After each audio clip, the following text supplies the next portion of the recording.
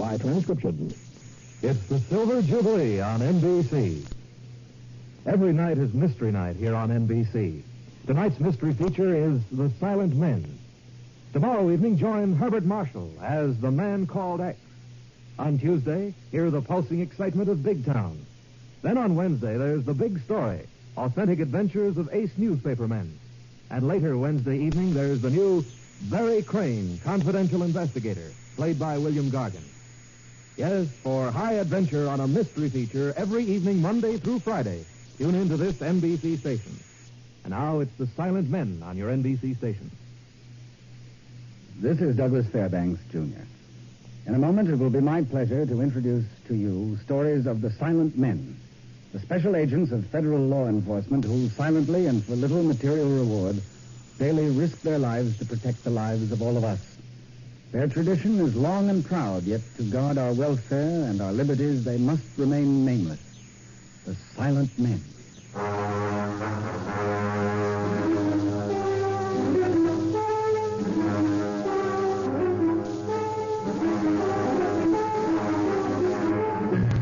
Produced in Hollywood and starring Douglas Fairbanks, Jr.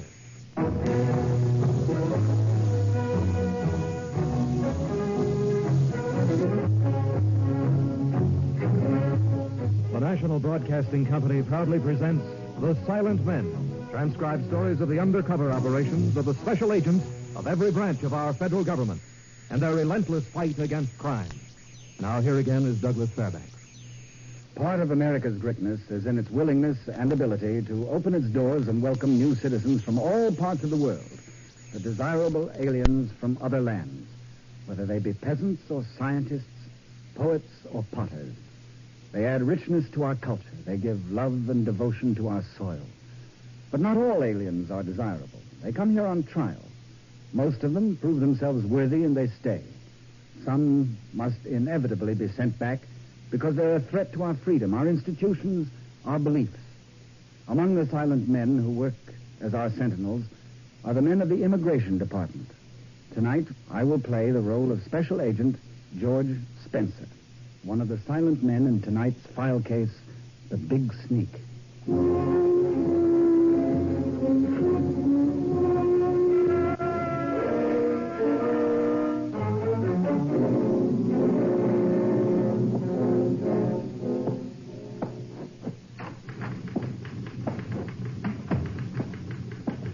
Morning. Good morning. May I help you? I'm George Spencer, Boston Division. Oh, yes. Mr. Tremaine is expecting you. Mrs. Spencer's here, sir. Good. Send him in. And hold all phone calls from now on, please. Go right in, Mr. Spencer. Thanks. George. Well, come in. It's good to see you. Good to see you. Good to see you, too, Chief. Sit down. Tell me, how's the wife and George Jr.? Oh, Lillian's fine. George Jr.'s getting open spaces where his teeth used to be. Kids sure look like monsters from time to time, don't they? Yeah, certainly do. But you didn't call me to Washington to talk about Junior's teeth, I'll bet.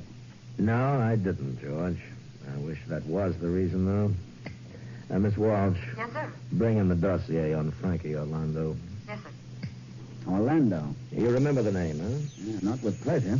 Admitted to the United States under the quota of 1928. Arrests and conviction for bootlegging, dope, white slavery, manslaughter. Served time in Dannemora and Alcatraz. Deported to Italy in 1946. You have a good memory. I say we don't need the dossier. The Orlando file. No, just put it there, thank you. Yes, sir. Well, what makes Orlando a problem? He's out of our territory now. Living in Sicily, isn't he? He's getting lonesome for us, George. Oh, I see. The boys from Treasury picked up one of his old mob on a counterfeit push a few days ago. Three-time loser. He tried to buy his way out of a life rat by giving a little information. Orlando's going to try to pull a big sneak, George. Illegal entry, huh? It's the only way he can get in. We wouldn't give him a 10-minute visa for a visit to Hoboken. You know what port he's going to try to clear? No. You know what it means if he gets back? Well, the old mob reorganized, his old rackets opened up again. Happy picture, isn't it? Yeah, delightful. He could cross from Mexico like a wetback, slip in from Canada. Or even clear a port with phony papers. He's got a lot of connections, George. He's a sharpshooter, and he knows all the angles. Once he gets in, we'll have a job finding him. Took us almost 6 years the last time. Well, we've got to know where and how he intends to come in. Now, whatever it is, it'll be smart. We wait for him to come to us, we're dead. The only way to stop him is to go to him. Watch him all the way. You want me to go to Sicily? Yes. As a matter of fact, George, you're booked out on a night flight to Rome. You won't even have time to go home. Well, how about cover credentials? I'm having those drawn up. You keep your own name. You know quite a bit about art, don't you? Painting? Yeah. You might even say I'm a collector, Junior Gray. On my salary, all I can afford is reproduction. Yes, I know what you mean. When you get to Italy, pose as an art dealer from Boston. I don't speak Italian, you know. You won't be alone. I'm bringing Tony Curto in from San Francisco. He'll be here this afternoon. You'll travel together. When you get to Palermo, check in at the Vittoria. And after that, it's up to you. Frankie Orlando is an undesirable. We don't want him here. You're the lock on the gate. Now, keep it locked. I'll try. Well, good luck, George. Thanks. I don't suppose I have to remind you Orlando was an old liner in the Mafia. I know. If he knows you're in his way, he'll try to kill you.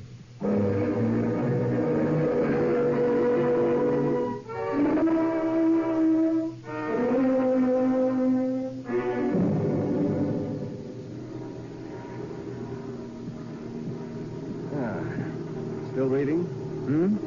Curto? Oh, yes. Studying up on Sicilian art, just in case. Our cover credentials won't do much good unless we know what we're talking about. They aren't going to be any good anyhow, George. Why? What's the matter? I was just down in the lounge with Tag. Who? Big Joe Giovanni. I didn't see him get on the plane. He's on.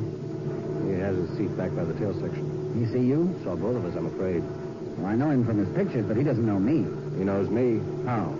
I testified against him once at a deportation hearing. We couldn't make it stick.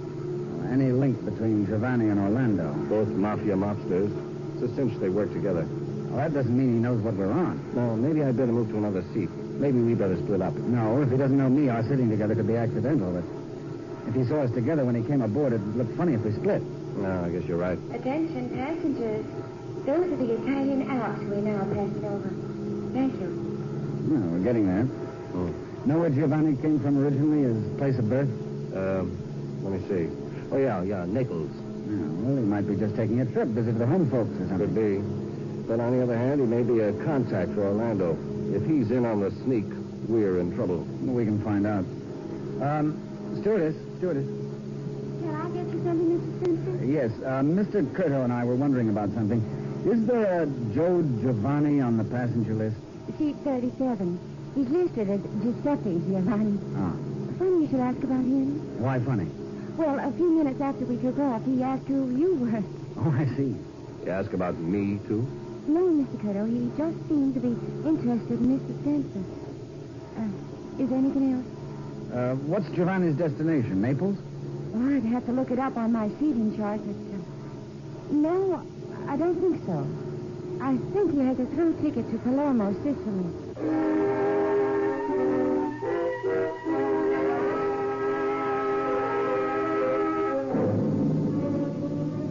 Giovanni had us tagged all right.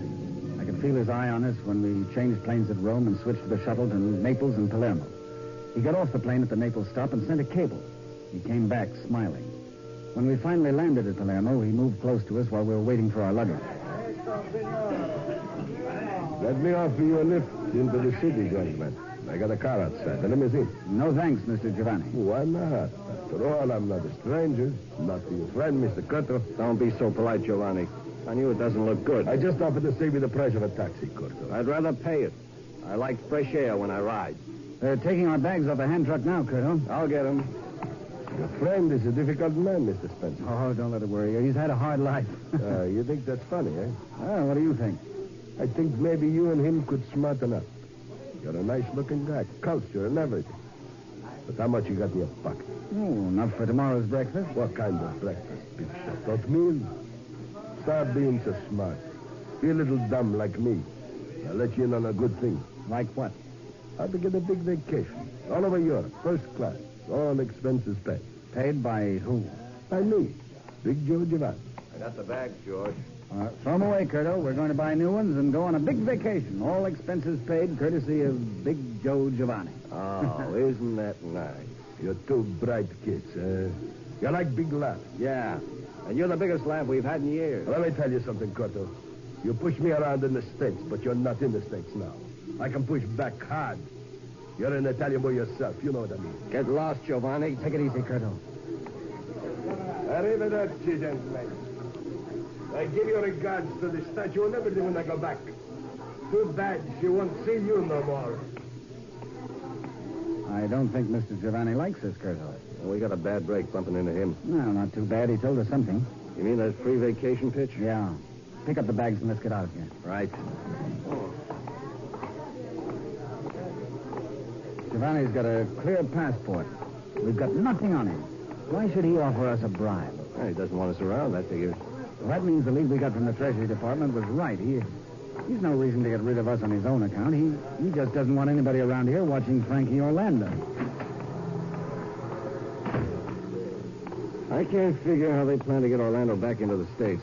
But whatever it is, Giovanni's in on the sneak, all right. No airport, the city bus here? No, they got one. It's probably broken down someplace. There's a cab.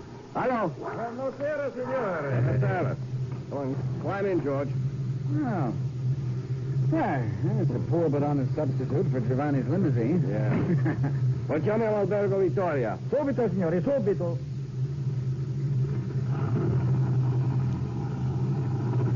You know, George, Giovanni was right about one thing. This isn't the States.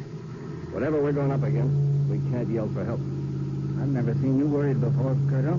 My old man was born here. I remember all the stories I heard when I was a kid.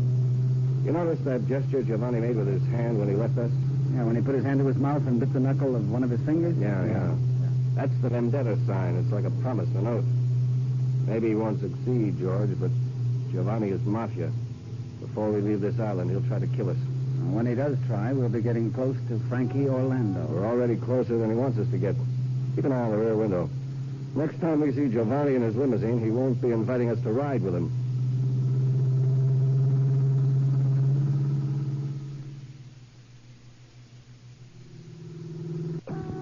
This town's bigger than I thought. Big enough. Huh. You know where we are? Well, we came into town through Puerto Nueva, and now we're on the Via Maqueda, almost midtown. Quattro Cantoni is about half a mile from here. That's the heart of the city. Yeah, this looks like a shopping district through here. It is. Well, it's kind of quiet, isn't it? After midnight. Plane landed a little late. We should... What's he stopping for? I don't know, but I'm going to find out. Perché fermate aquí? Bronchi up your benzine. Oh, man. What's the matter? Out of gas. At least that's what he says. Pull the bags out. We can walk the rest of the way. Well, looks like we'll have to.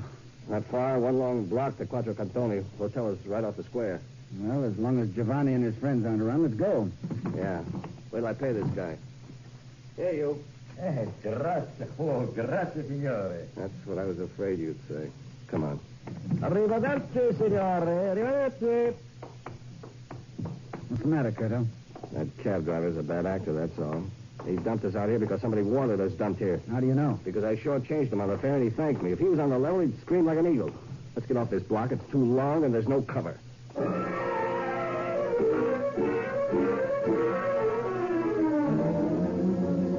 I was about to ask him why we needed cover, but before I could get the question out, I knew. From not far off, I heard the sound of a large car moving slowly in low gear. Curto heard it, too. The direction of sound is hard to place in the dark. We looked both ways, up and down the street. Then we saw it. Coming from behind us on the far side of the street. No headlights. Moving slowly. Moving faster than we are. Look for a doorway or... Don't increase your pace. Play it easy. They want us to reach that street light up ahead. That's why we better find a doorway here. They'd have us like shooting fish in a barrel. We've got to get inside one of those stores. It's our only chance for cover. They're all locked. By the time we get a door open... We can't use a door. Use your suitcase. What do you mean? Well, if they come to that light, they'll speed up. Just before they reach it, throw the suitcase through one of those store windows and get in after it. Behind the display ledge. Which store? That big clothing store looks good. Here they come. Run for it. Throw the suitcase. Come on! Behind the ledge. Drop!